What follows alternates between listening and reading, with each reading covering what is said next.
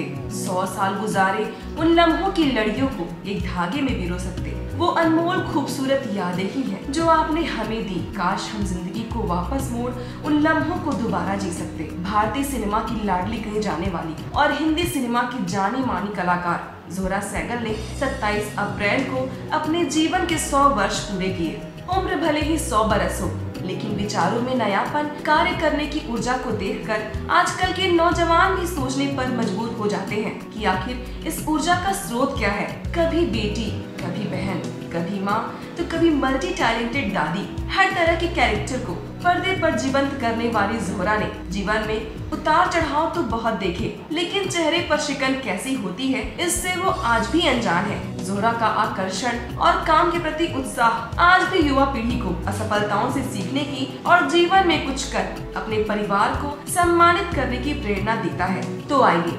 ज़ोहरा के 100 सालों के सफर की यादों की मोतियों को एक खूबसूरत से धागे में पहना, उसे और भी खूबसूरत माला बनाते हुए उनके जन्मदिन के मुबारक मौके पर भेंट करते हैं। ज़ोहरा का जन्म 1912 में उत्तर प्रदेश के सहारनपुर में हुआ था।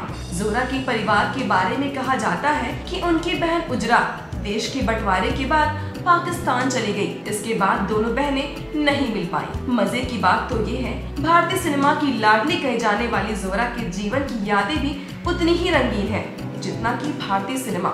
ज़ोहरा का जीवन, ज्ञान और आकर्षण के प्रति उत्साह लगातार नई पीढ़ियों को प्रेरित करता रहेगा। बचपन से ही नृत्य को अपना करियर चुनने वाली ज़ोहरा सहगल इसी क्षेत्र में अपना भविष्य बनाना चाहती थी, लेकिन वो कहते हैं कि सबकी किस्मत उस ऊपर वाले के हाथों में होती है। ठीक वैसे ही ज़ोहरा का हिंदी सिनेमा से रिश्ता उनके नृत्य के शौक की वजह से ही 1935 में उदय शंकर के संपर्क में आने के बाद जुड़ा और उन्होंने उनके साथ कई वर्षों तक काम किया। ज़ोहरा पहली ऐसी भारतीय महिला है जिसने सबसे पहले अंतर्राष्ट्रीय मंच का अनुभव किया। उन्होंने 1960 के दशक के मध्य में रुडयार्ड किपलिंग की द रेस्क्यू ऑफ प्लेक्स में काम कर भारतीय कला को सम्मानित किया। इतना ही नहीं, 1990 के दशक में लंदन से भारत लौटने से पहले ज़ोहरा ने the jewel in the crown, my beautiful laundrette, tandoori nights और नेवर से डाई जैसे कई टेलीविजन कार्यक्रमों में भी काम किया। बाद में वह अल्मोड़ा में नृत्य के अध्यापक बनकर चली गयी, जहां उनकी मुलाकात पेंटर और नर्तक कमलेश्वर सहगल से हुई। दोनों में प्यार हुआ और दोनों ने इस प्यारे से रिश्ते को शादी जैसे पवित्र बंधन में बांध लिया। ज़ोहरा की कार्य करने की क्षमता और कला का सम्मान करते हुए वर्ष 2008 में संयुक्त राष्ट्र जनसंख्या कोष UNPF लाडली मीडिया अवार्ड्स ने सदी की लाडली के रूप में उनका नाम नामित किया। साथ ही उन्हें 1998 में पद्मश्री, 2001 में कालिदास सम्मान, 2004 में संगीत नाट्य अकादमी और 2010 में पद्म विभूषण से नवाजा गया। अपने अभिनय का लोहा मनवाने वाली ज़ोहरा फिलहाल दिल्ली में अपनी बेटी और मशहूर ओडिसी नर्तकी किरण सहगल के साथ रहती हैं। 1994 में उन्हें कैंसर होने का पता चला, लेकिन हिम्मत तो देखिए, इस जानलेवा बीमारी का भी उन्होंने बड़ी ही बहादुरी से सामना किया।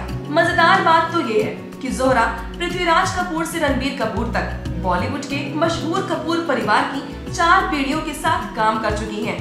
ज़ोहरा आज भी थिएटर को अपना पहला प्यार मानती हैं। उन्होंने पृथ्वीराज कपूर के पृथ्वी थिएटर में करीब 14 साल तक काम किया। इसके साथ ही वह भारतीय जन नाट्य संघ के साथ भी जुड़ी रही।